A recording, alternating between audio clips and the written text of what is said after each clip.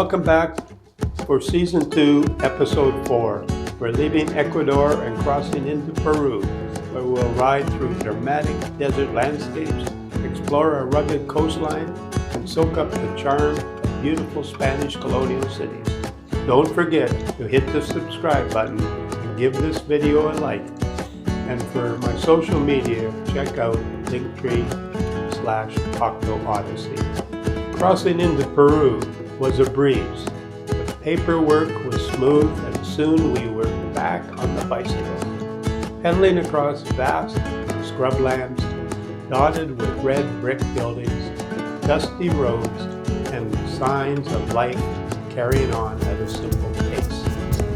As we rode further south, the landscape shifted into the northern desert, dry and sparse region where light brown dunes seemed to stretch on forever.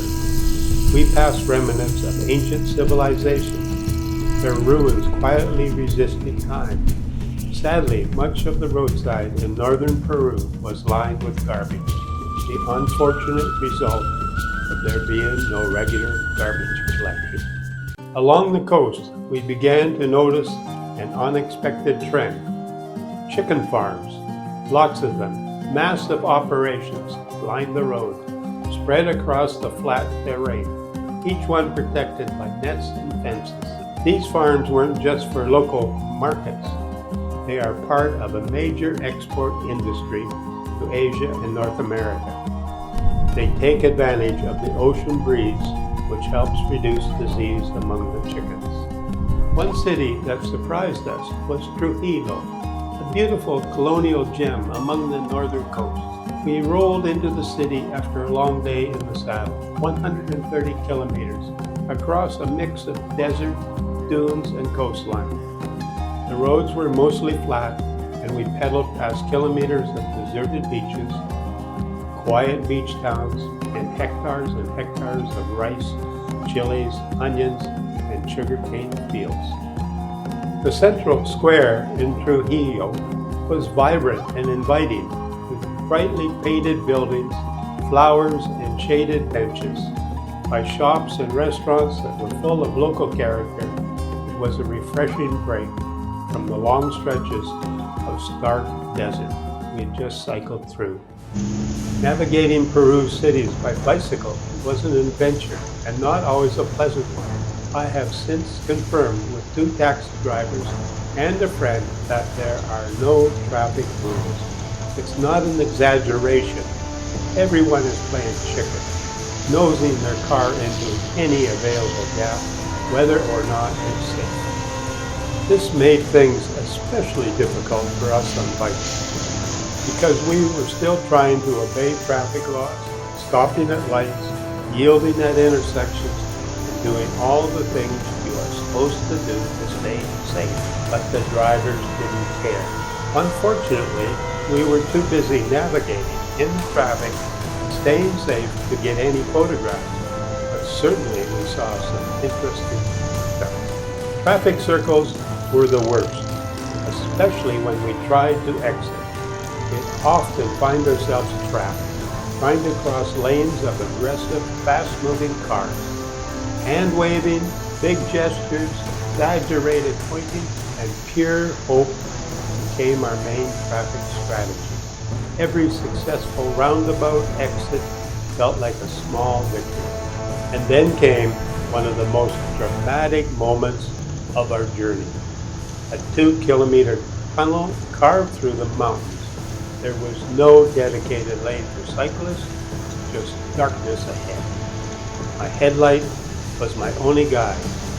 Midway through, I misjudged the narrow space, caught the curve, and was flung over the handlebars.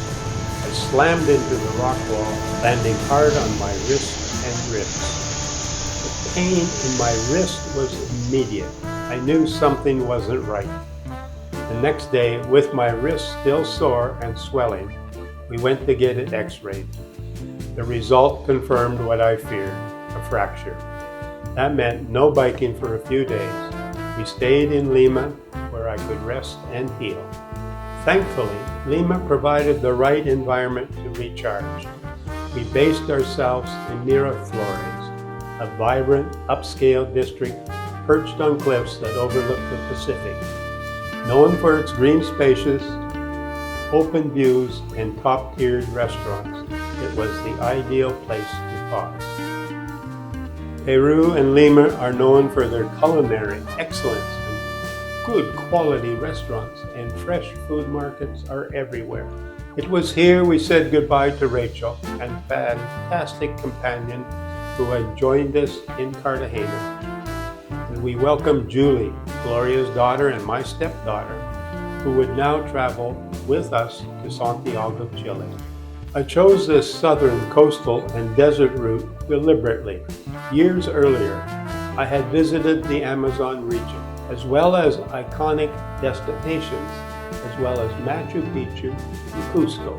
This time I wanted to explore a different side of the country, one that few tourists see, yet still offers dramatic landscapes and wonderful experiences. Once I recovered, we got back on the bikes and began pedaling south again. In contrast to the simple fishing villages up north, this area had seen real estate development. Sleek condominiums were now scattered along the shoreline, clearly built to cater to wealthier Peruvians seeking oceanfront escapes. Our first night out of Lima was in a town called Pucusana. At first glance, we questioned why we had chosen this spot. It didn't look particularly promising. The town seemed a bit rough around the edges, and we wondered what kind of evening we were in for. But Pucusana surprised us. We ended up in a beautiful hotel, perched high on the hillside, offering spectacular views of the town below and the ocean beyond. As night fell, we retreated to the mesmerizing sound of waves crashing through a natural cave in the cliffs, creating a booming echo through the rock. A charming malecon traced the edge of the harbor, and we enjoyed a peaceful stroll along the waterfront, watching fishing boats bob in the gentle surf. It turned out to be one of those unexpected gems, a reminder that first impressions aren't always right. We rode into the city of Ica, known for its pisco vineyards. Sadly, the vineyards were closed when we arrived, but we were rewarded with a stay at Huacachina Oasis, a magical place nestled among the dunes, a tiny lake surrounded by palm trees with bars, restaurants, sandboarding shops. It felt like a mirage. We sipped on pisco sours, the national drink, while watching the sun dip behind the towering dunes. Not far from there, we cycled into Nasca, home of the mysterious Nasca Lines. These massive geoglyphs and ancient drawings etched into the desert floor that can only be fully appreciated from the air. But even from the ground, they left us in awe. We spent the evening learning about their history, admiring the geometric precision of these figures made thousands of years ago. From there, we continued cycling through the southern desert, a region that felt out of this world. Towering sand dunes rolled beside us as far as the eye could see, sculptured by the wind into dramatic shapes. The coastline became rugged and wild, with sheer cliffs dropping into crashing waves. It was some of the most spectacular scenery of the entire journey. We continued south until we reached Mollendo, an active city on the coast with lots of old wooden buildings. Leaving Mollendo, we began the long, steady climb inland towards Arequipa. The ride was challenging but rewarding as we gained elevation with every pedal stroke. Arequipa's historic center, made from white volcanic stone, glowed in the evening light. We enjoyed delicious meals in the old town, wandered cobblestone streets, and listened to local performers entertain the evening crowds. It was one of the most beautiful cities that we visited in Peru. From Arequipa, we once again mounted our bikes and set off towards Puno, It was a long, remote ride through the highlands. We finally coasted down the last stretch into the lakeside town of Puno, just as the sun was setting. Reaching our accommodation in Puno wasn't easy. It was a long detour from the main highway, and the darkness had fallen by the time we arrived. We had to park the car and walk down a steep embankment, carrying bags and gear to get to our accommodation. We were tired and uncertain, but that night turned out to be one of the most fantastic nights of the entire journey. Our host family ran a small lakeside lodge, and they welcomed us with open arms. Their team consisted of a grandmother, a mother, a father, and 2 young daughters, all working together. That night, the daughters put on a show, braiding the women's hair and dressing them in traditional styles, just as their ancestors had done. The hospitality was genuine and heartfelt. The next morning, after a hearty breakfast, the family brought out beautiful traditional indigenous costumes, skirts, shawls, and hats. We each dressed up and posed for photos on the shores of Lake Titicaca. With the water sparkling behind us and the mountains rising in the distance, we laughed, we played, and we captured the spirit of this place and its people in these photographs. Then it was time to climb back up the hill, load the bikes, and make our way towards the Bolivian border.